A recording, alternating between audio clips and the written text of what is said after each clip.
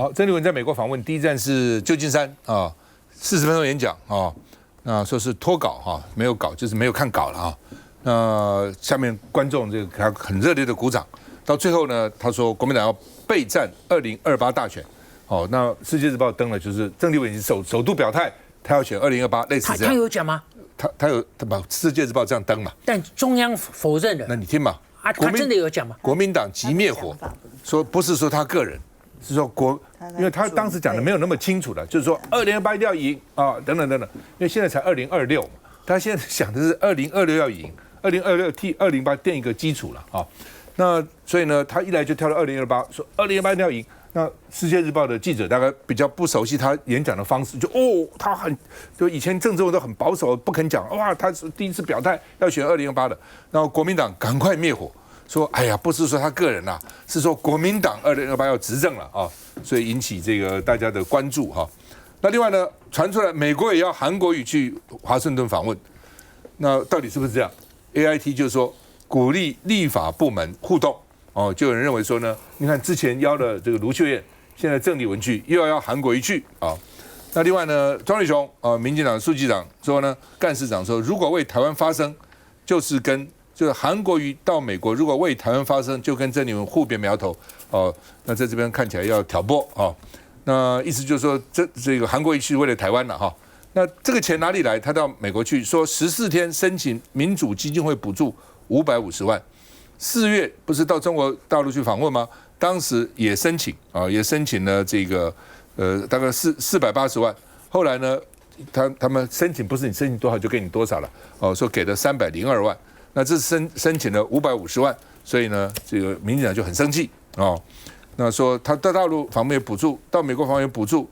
那国民党说呢，这是依法向台湾民主基金会申请。那民主基金会不是就是要补助吗？哦，那另外呢，国民党说你民进党是双标，因为呢，你以前民进党到海外、到美国访问，都没有申请到过民主基金会的这个补助吗？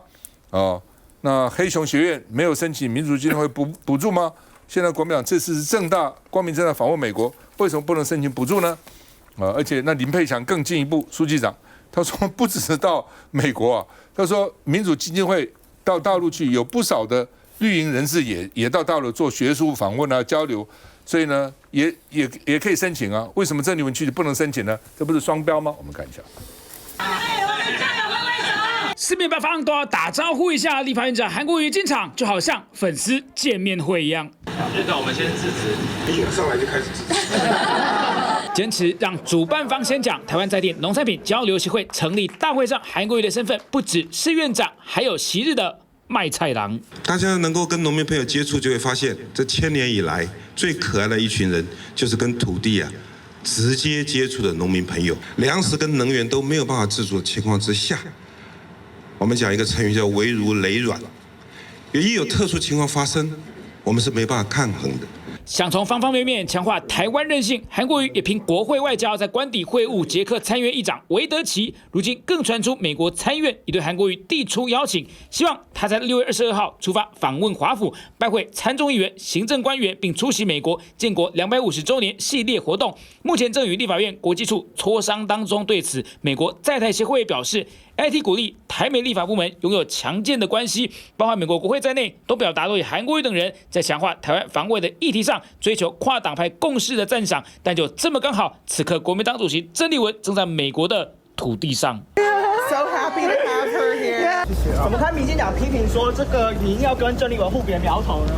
但会被这样解读，或许也是因为2天前郑丽文的谈话引发联想。马上就要开打2028年的政权争夺战，在台湾的我们真的不能没有各位。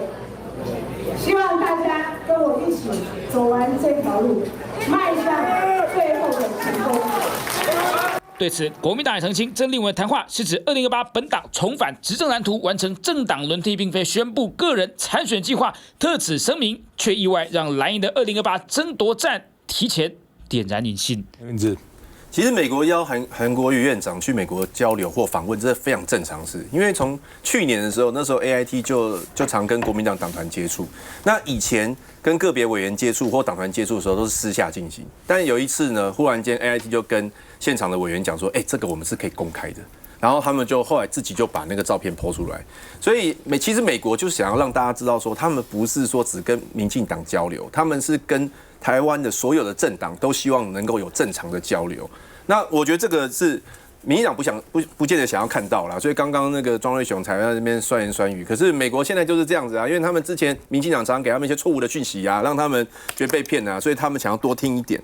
然后民进党在那边攻击去跟民主基金会申请钱，我觉得真的是很无聊，那鸡蛋里挑骨头。因为民进党自己就常常用公费出国嘛，像最近他们去打一个，就是我教育文化委员会的啊，我们有一个同事罗廷伟招伟，然后他跟教文委员会去考察，去日本考察营养午餐跟 AI 的教育，结果这是很正常的行程，结果民进党也还要去攻击，说罗廷伟什么翘班啊，然后去玩啊，然后还公费啊什么的。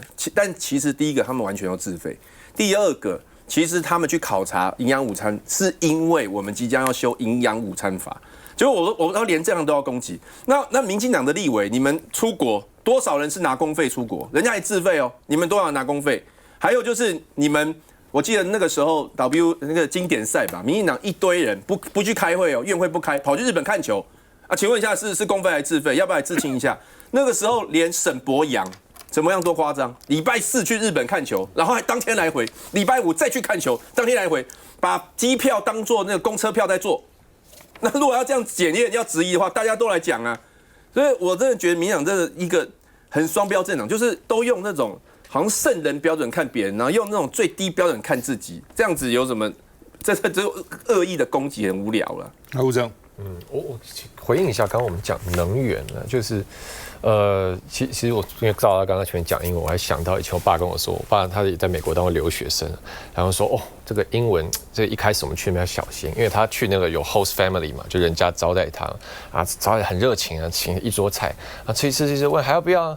我爸那时候就没有很会讲英文，就说that's enough， 哇，人家瞬间变脸啊，因为 that's enough 好像就是说受够了，啊，他其实他说吃饱了，好吧，所以我是说这个英文这个其实有时候是有很多含义。那我觉得黄仁勋讲这个 maybe。其实，这个大家也不用过度解读啊，因为他是在讲一个未来的事件啊。就是我们当然总统是跟大家讲说，现在台湾供电无虞，因为我们每天备转容量率有20%、有15%等等。那黄仁勋为什么他会一直很忧心能源？因为我们也看到这是一个世界的趋势嘛。我算一个很简单的，你看美国今年这些什么 Google 啦、Amazon 4大家这个云端大厂，他们盖 data center 大概总共盖超过7000亿美金嘛。那明年大概预估可能还要投，搞不好超过1兆美元嘛。那黄仁勋之前算过嘛，说这个大概你盖这个 data center 大概盖1 gigawatt 的容量，大概需要这个50个 billion， 就500亿美金。所以你算1兆下去，哇，那就要20个 gigawatt 才撑得起来。那1个 gigawatt 其实大概差不多是一座核电厂的发电量。所以你看，以美国一个国家来讲，它这样的用电成长趋势下去，那所以这就是为什么大家说 AI 有一个爆发性的需求。所以黄仁勋在讲这个事情。所以我觉得，当然我们政府现在也意识到这个，也是很重视这个问题啊。所以这个曾文生也有出来说，他会来重新盘点这个需求，然后当然要想办法提供了。那伯义刚刚说，这个 AI 就是要核能，我觉得也不尽然，因为对 data center 来讲，什么发电都好啊，你火力发电也好，风力发电也好，这个核能也是一种，这个水力发电，其实对这些大厂来讲，只要有能源可以让它来去转这些资料中心，可以去生 token， 它都是好的嘛。所以我觉得这部分其实大家也不要小看我们过去几年在再生能源投入成果，因为其实大家看，当然这几天用电高峰大概在中午过后1、2点左右，其实我们的风力发电加太阳能发电是几乎可以占到全台湾这个用电量需求大概40%左右，所以其实也是一个很重要的力量啊。那讲回来，这个刚刚另外伍元智还有讲一些，我会觉得虽然郑丽文没有真的讲说已经就是要宣布，可是确实我觉得大家讨论很合理啊，因为他讲了好几次，大家感觉有点擦边的话嘛，像是他在中国说啊，希望习近平下次来台湾的时候，我以主人的身份接待啊。当然你可以说主人是要总统吗？还说是国民党主席的身份呢？这当然有模糊空间。你在乎吗？那没有，我的结论就是，我觉得他看起来很想选啊，因为他包含又讲说啊，他2028要改变现在民进党能源政策，然后讲说要全力备战2028。当然你都可以做一个不同的解释，说他是说国民党的意思，但是看起来我觉得他是有一种势在必得的感觉。那最后讲到元之这个说这个经费的问题，我觉得元之也不要讲的好像哇，这国民党都是小绵羊，然后都是民进党来找麻烦。之前左荣泰院长去日本看棒球，而且他也自费啊，国民党那时候也说啊，那没关系吗？也说真的是自费吗？有偷用公费，这收据拿出来，收据拿出来以后还说你财产的怎么花了几百万？你有这么多钱吗？是这样子吗？我觉得这个都是政治攻防啊，其实也不用讲的好像民进党多过分一样。老沈是这样哈，这个韩国瑜应邀去美国访问，我觉得这是鼓励人的鬼主意啊，一点都不重要。那现在大家谈的这3颗太阳，我觉得都不是太阳哦，你连那个日食的太阳都不是。这3个人任何一个2028代表国民党选总统都不会当选，国民党要从长计议，记住我的话，他们3个都不是太阳。好，那我还是喜欢讲黄仁勋呢，讲这个太阳没有什么意思。黄仁勋是你的太阳，不是核子太阳，太阳只9个太阳，太阳只给我日光，给我温暖，给我所有能源的来源。但是我的股票，这 NVIDIA 我每赚1块钱，都是黄仁勋的青春跟生命换来的。我看他58岁老成这个样子，我都觉得很不舍。而且我觉得资本主义很不公平，我没有费半点力气啊！虽然我赚的钱还是微不足道，但是他用他的青春满头白发，58岁老成这个样子，你不觉得很不忍吗？但是我讲你听啊，黄仁勋何等精明啊！伊那唔知影讲赖清德刚从飞鹤家园的神坛扭扭捏捏、含羞答答，都还没有走下来，他要去听你干嘛？他心里头算一算，老早就晓得你台湾缺多少电了，就是你想见我，找不到借口，还要借曾文生陪着郑文生要请我吃饭，还要带我去看电厂，你把我当笨蛋啊！你看我回台湾几次了，我请了那么多供应链的老板吃饭，我有空的话就跑宁夏夜市，难道挤不出一点时间见总统吗？他是刻意避开的，他不像你赖总统出口闭口就是要飞鸿供应链，谁跟你飞鸿供应链啊？黄仁勋什么链都要。他当然讲台湾的供应链是举世无双，没有人赶得过。但是呢，老共的红的供应链，如果有机会，他要不要？他当然要。所以他避开的原因，就是说他现在的财报都没有包含大陆市场啊，他都没有卖出去 ，H200也卖不出去 ，Black Oil 也没有卖啊，现在 Rubin Vera 也没有卖。但是他念念不忘，他有信心，中国市场有一天会回头买它的，所以他不惹这个麻烦啊。接下来再回来。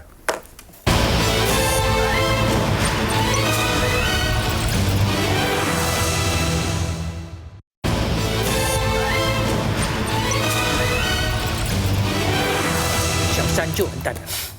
法院去要拘提这个吴乃仁了哈，不见人影。巧芯就说，是不是走漏风声？他怎么知道要去拘提他？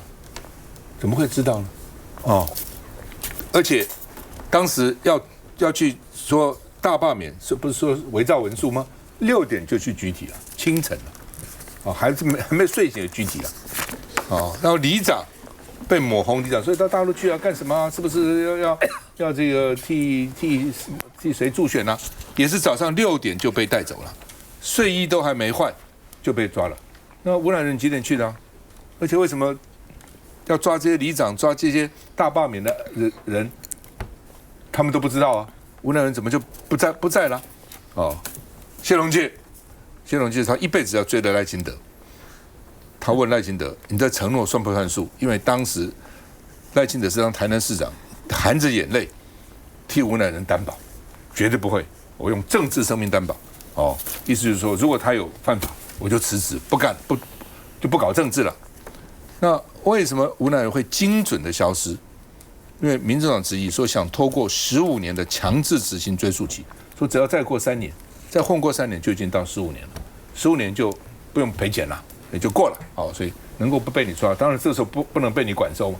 那他们觉得很奇怪啊，哦，这些他去污人家钱的，哦，造成人家损失的这些机构，为什么不早一点跟他追索呢？为什么搞了6年以后才跟他要求呢？哦，所以这边就讲说，吴乃仁抓不到，屏东县长苏清泉一审明明不起诉，现在因为他变成屏东国民党的这个县长提名人，又给他起诉了。哦，而且他已经家属也和解了，说他当然医院有违建也都拆除了，通通解决了，因为你要选举，起诉你，所以这个媒体就是说，司法是不是两面镜子？看一下。我也愿意用我的政治生命来保证他们的清白。你讲你用政治生命保证清白，即摆要你去关啊！你的政治生命是啥物？种无罪啊，你嘛爱辞职啊？好，你辞职，我马上辞职。你有要为洪基昌无罪辞职？赶快啊！你的政治生命有罪。来，这个博弈怎么看？赖总统信誓旦旦说，他用自己的政治生命保证吴乃仁的清白。如果涉及不法，他愿意退出政坛。我相信大家都知道这个话，但我终于要承认大佬讲的话，这句话我真的当作笑话来听了。这怎么可能会为了吴乃仁的状况，赖总统会退出政坛？我完全不相信了，因为对于民进党、对于绿营而言根本不重要。吴乃仁到底有没有被定验？到底有没有背信罪？到底有没有欠台糖1.7亿？有差吗？没差。现在一句话，尊重司法，结束啊！直接走开，没有关系了。吴乃仁现在人到底在哪里？民党有没有出来谴责一下？包括赖总统跟吴乃仁关系这么的好，这么的挺他，现在赖总统有没有出来对于吴乃仁消失这个事情做出一个决定或者一个发表的态度？有没有？没有，当作没有这个事情啊。尊重司法，我不知道司法到底是帮谁，我不知道。但对于这个案子，我真正在意的有几个点。第一个，法院签票要拘提吴乃仁的时候，准确的时间点直接消失。检调里面有没有内鬼？这个查一下，这非常重要。如果检调跟某一些绿的高层有关系，这是完全不能够被允许的。再第二个，吴乃仁欠台糖的1.7亿，要不要的回来啊？我也很想知道啊。台糖是什么？是公营事业啊，也就是说台糖被欠钱，我们全民也都遭殃啊，侵犯到我的权益啊，所以我非常想知道，接下来因为有所谓的强制执行追诉期啊，如果被拖过了，如果吴乃仁都不出现，这笔呆账谁负责啊？绿营有没有出来解释一下？吴乃仁是你们大佬了，还聊过宇宙大爆炸的事情呢，好不好？不要当作没有事情，我觉得非常可笑啊。要知道之前那个扁案的黄芳燕也是就提前的知道可能案子有问题，逃到美国去。如今吴乃仁又出现拘提前消失的情况，尤其是吴乃仁，不要忘记之前有个新闻非常重要，他跟检察官吃豪华宴会的事情吧，大概都知道。这个案子原则上也是你看原来怎么讲呢？不要说无罪啊，但是也是不了了之啊，也是一样查无不法，几乎就也没什么事情，都走掉了。所以整个司法，整个台湾为什么民众会对于他这么的不相信？民党政府，你到底有没有责任？你到底是不是应该说清楚、讲明白，表达你的态度，至少严正的谴责吴乃仁，希望他赶快出现，来面对司法还钱。这种话都不敢讲的话，那你真的不要讲说什么在民党执政之下，台湾的司法越来越亲民，台湾的司法越来越好，因为大部分的民众根本感受不到。吴征民这样赶快问赖清德要怎么负政治责任？应该这样讲呢，就是刚刚博弈对民进党有很多的这个期待或者说要求嘛，觉得民党要对这案子表态。不过其实这个问题就是前几天媒体来问我的时候，这个尊重司法就我讲，那我自己是没有这个跟吴乃仁有过当面之缘啊。不过当然从一些历史资料知道，他过去是深度参与民进党整个创立过跟很长一段时间。那问题是说他涉入司法，其实我们说实在的，也就是当然是让司法单位去执行啊，也。那我们也不会去，现在也没有人在特别的帮他说什么或袒护他。那你觉得说赖清德总统当然过去有表达过，但他现在成为了总统，其实他上任总统到现在也没有针对任何一个个案去，不论是批评别人或者是帮别人讲话，因为他现在总统，他也不能这样讲嘛，对不对？所以我觉得这个部分我们还是尊重司法。那是。当年赖清德以政治生命担保这个吴乃仁的清白是有原因的，因为他们都是新潮流。吴乃仁是新潮流的第一代啊，是元老的元老，你知道吗？是跟洪启昌同辈的。那我觉得赖清德之所以有今天，他一路被提拔，一路被有人在背后推他上来，这个吴乃仁的功劳一定是不小的，一定是很大。所以他会这样讲那么大的赌那么大。但是你们如果我有错的话，请指教。我记得是最近这几天啊，好像是说要拘提要拘那个吴乃仁的消息在先啊，然后抓不到人在后，不是这样吗？不是这样。那如果我在家看到说要拘提，我当然跑啊。所以大家好像追究的不太对啊，说为什么拘提令先出门啊，再抓不到人，不是这样吗？我有错吗？不是这样吗？好像是哦。好像没有听到先具体的，听到的消息就是具体不到了。哦不，那你没有认真看报纸。好吧，我没，也许没有认真。你有看到说先要具体的？不，起码我看报纸的速度没有输马英九。马英九说我哪有失智，我每天都看报。显然你看报没有马英九好。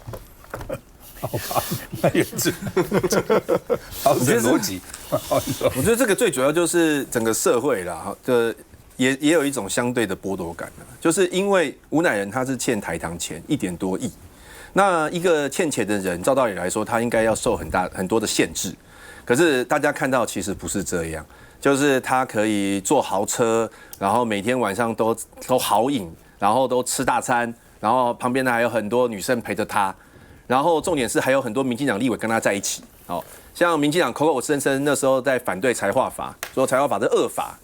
然后结果那一天晚上我们在表决财划法的时候，民进党一堆立委，什么许智杰啊什么的，都跑去跟徐乃仁吃饭。宇宙大爆炸。对，宇宙大爆炸，那就谈这些东西嘛。他们说是谈宇宙大爆炸。对，那奇怪嘞，为什么一般的小老百姓，你欠一点点钱你欠税啊或干什么的，你的房子可能被查封那吴乃仁欠1.7亿，他每天过得跟富人一样，富豪一样。为什么？差别就是他有党政，你没有啊，所以整个社会就没有公平跟正义嘛。那徐小新他举这个里长例子也是一样啊，一般的里长，你逃得掉吗？你早上就把你带走了，但吴乃仁还可以，不管是不是大佬讲的先放出风声拘提，然后再拘提不到，那为什么你要拘提他，还跟他讲，对不对？你要嘛就直接把他带走了所以这本来就是。民进党就是跟人家不一样嘛，你只要有党政，然后你只要是民进党高层，你在社会当中的地位就是不一样。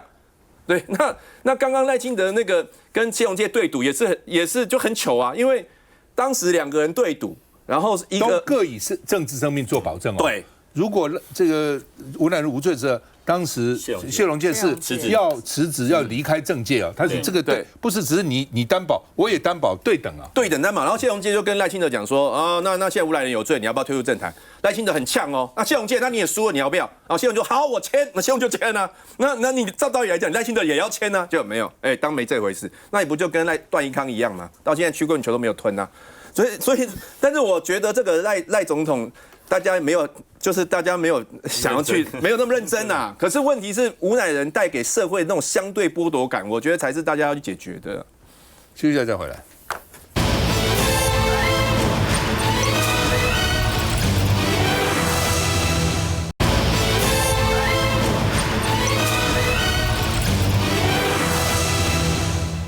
因为民进党提名的台北市长候选人这个沈伯洋说。上海、台北的双城论坛没有效益，不要办。所以他们说，那上海要给我们小猫熊啊，今天移交啊，那不是有成就吗？不是举办的效益吗？蒋万安说，这是可以促成物种的多样性，让孩子了解生命教育的意义那吴思瑶就是这老梗了啦，说10几年前大猫熊来台湾那是创举，那是一个新梗，不能说也反对啊。那今天呢？怎么把小猫熊当成双城论成果？这老掉牙了那双城论坛被这个沈伯洋讲说是中共的渗透的破口，所以就是这些人都很怕共，很怕老共。觉得啊，处处都会被他统战，处处都被他渗透，所以呢，最好通通不接触，老死不相往来，最好哦。那你不要忘了，我们一年还赚人家1000多亿美金呢，台商赚大陆1000多亿美金就算少了，以前更多啊。而且大陆外销美国3000亿，赚3000亿美金，去年前10大的里面有7个都是台商啊，所以台湾人台商多厉害啊！哦，那蒋万安说，大家不会以为小猫熊就是渗透的破口吧？是啊，看到小猫熊那么可爱，就说哎呀，这哪里产的？中国大陆，哎呀，中国大陆怎么会产这么这个可爱的动物？被渗透了，被统战了，哦，就这个意思哈。上海小猫熊一波多折来不容易啊，因为它有各种检查什么一大堆，国际之间要跨境都很麻烦的哈。那聊到台湾了，所以呢，两岸超过10年，上次很久以前了，动物交流哦，上次什么时候呢？2014年，小猫熊哦是福州来的欢欢美可，这个丫丫还是 YY 丫丫哦。再上次就2008年，你看2008年大猫熊团团圆圆，2008年到2014年6年，2014到现在12年了，今年2026，12年了才有来哦。那另外呢，这个昨天王世坚在前天吧，在民进党中常会说呢，应该叫郑丽君去当沈伯洋的副市长竞选哦，因为通常副市长没有在选举时候公布，都是选上以后才公布，不是总统、副总统法律规定必须要有一起竞选。所以呢，有人就说啊，是不是沈伯洋选情太低迷了？因为原来当时最看好就郑丽君选台北市长，他不愿意哦。那王世坚就说这是我的好意啊，被扭曲了。但是赖清德应该追究啊，为什么民进党内部的会议中常会内容都被流出来，马上外面就知道了，那怎么回事呢？对不对？政治任务守不了密就成不了事啊！哦，那政党到底怎么回事？追谁泄密的？为什么我只是一个好心建议就被他拿出来扭曲？哦，那联合报的评论是说王世坚是黑色幽默吗？要把沈伯洋换掉吗？把熊换掉吗？对不对？赖清德的目的提名沈伯洋，就是他巩固他的基本盘，然后把蒋万安困在台北市，不要到处去竞选、去助选，怎么可以让郑丽君今天跑出来呢？看一下。2只小猫熊从上海即将移交给台北，预计周6就会抵达台北市立动物园。回溯在2024年的双城论坛，台北和上海签下 MOU 物种交换。那这2只小猫熊哦，应该是由这个市民来投票决定名字吧，对不对？我目前正在评估哦。那当然，我不排除任何可能性。小猫熊命名，开放民众投票，可能也是方式之一。小猫熊来台之后，将先进入检疫所，短时间内还无法亮相。至于台北市原本要以黑脚企鹅交换，考虑到禽流感等问题，不排除换物种，以白掌长臂猿交换，和上海方持续协商当中。双城论坛都有具体的成果，大家也看到，包括上海的小猫熊，现在我们进行动物种的交流，那也都是一直秉持对等、尊严、善意互惠的原则来进行，也经过陆委会的核准。所以民党朋友可以好好去问一下陆委会。反击民进党对手沈伯洋日前说双城论坛没效益。我们中常会就我们这几个人，就是要追究那是谁把这些话传出去的。因为第一点，我们是内部大家集思广益，那我当然提出我的想法。那如果说连这样的想法都不能讲，都会漏出去，那还了得啊！来，博弈，我不要讲啦，这个小猫熊，民党人认为说能够从对岸过来是老梗而已，之前都有大猫熊，这么厉害，你去申请看看，看你申不申请得到啊？你中央去申请一下，你台南、高雄也有动物园，你申请一下，你看有没有机会啊？不要自己做不到，然后说别人不好或者酸别人的态度，我觉得没有必要啦。毕竟两岸能够有交流，不只是文化交流，还有一些保育的交流，我觉得绝对是好事情了。再来，我讨论一下沈伯洋，我觉得非常特殊啊。沈伯洋以前他想说他的知名度可能还不够，他是笨鸟慢飞，希望能够增加他的知名度，但是他的伯洋体发言的这个能力啊，跟知名度越来越高啊。以往他的伯洋体发言啊，主要针对的是说废话的领域啊，就是他讲了一大串，原之最清楚，讲了老半天也没重点，但他把它讲完了。现在进化了。他博氧体已经从说废话的领域进入了跳针的领域。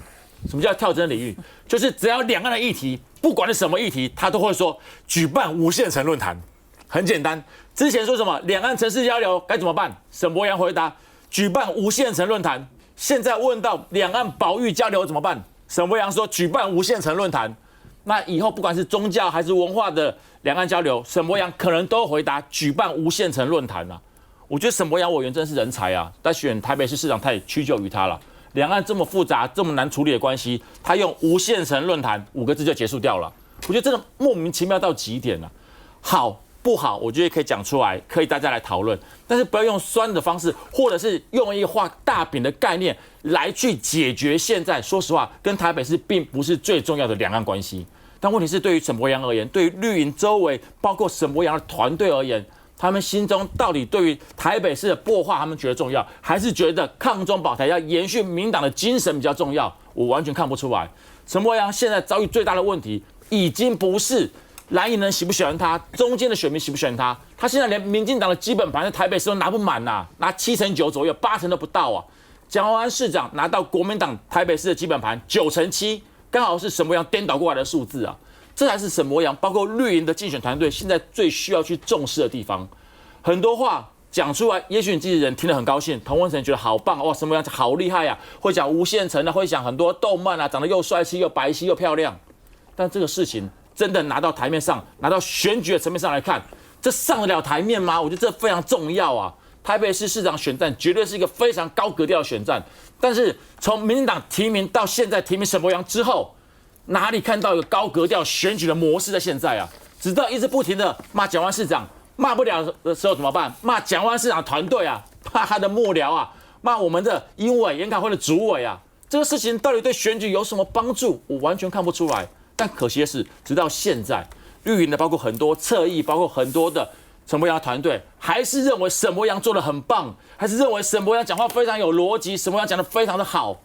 这种状况如果持续下去的话，我真的很担心今年年底的选举到底怎么样呈现给台北市市民一场高水准的选战。老沈怎么看？我觉得王世坚这一段蛮有趣的。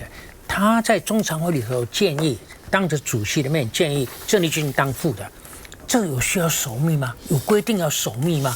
他说为什么我讲的话外面都知道？这个真的是小事搞大。但是重点在这里哦，当他提议这个的时候，你晓得我要测一下。你看报有没有仔细啊？再测一次，你晓得我很不仔细。你晓得赖主席反应什么？他愣了一下，瞪大眼睛。他愣了一下，瞪大眼睛。他好长一段时间了，他愣了，然后他领悟过来了。他回答是什么？你知道吗？你没有看报，这么重要的新闻你都没有看报。你说吧。他说，那沈伯洋当选了，郑丽君不能去，那就投票了。嚯！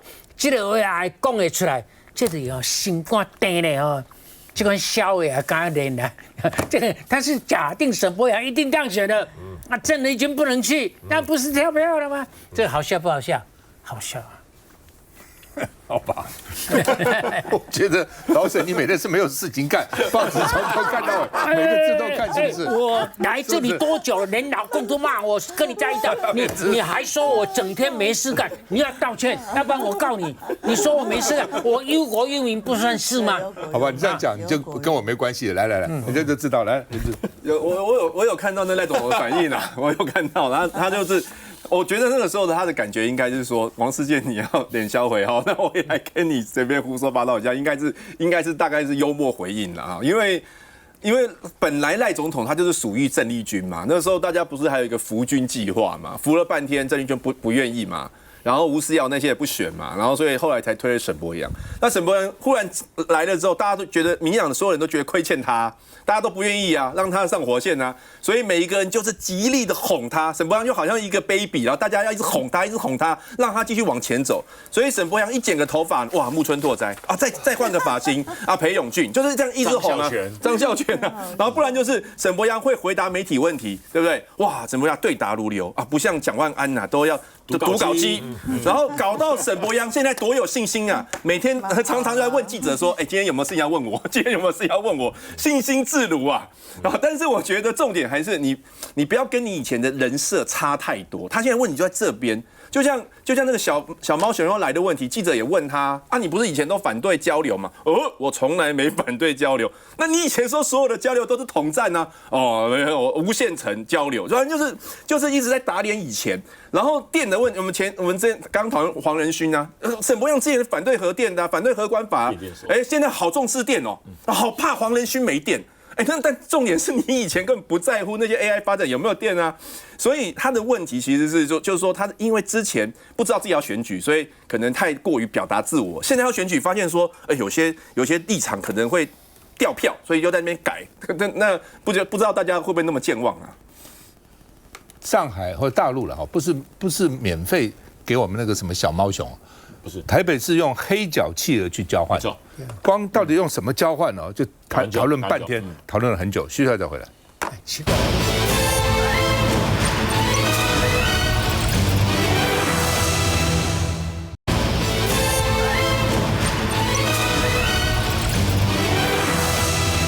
好，柯志恩委托 TVB 做了个民调哈，说高雄会变天，不是会不会变天有可能变天，因为呢。他跟民进党提名的赖瑞隆非常接近，39.7比上40.3，只差0.6啊，在正负3的误差等于是没差了啊。过半高雄人最不满意是什么？举债，说举债非常严重有56.9%认为举债严重啊。那另外呢，陈其迈的满意度很高，有68.1满意，不满意非常低，只有19.7所以这个。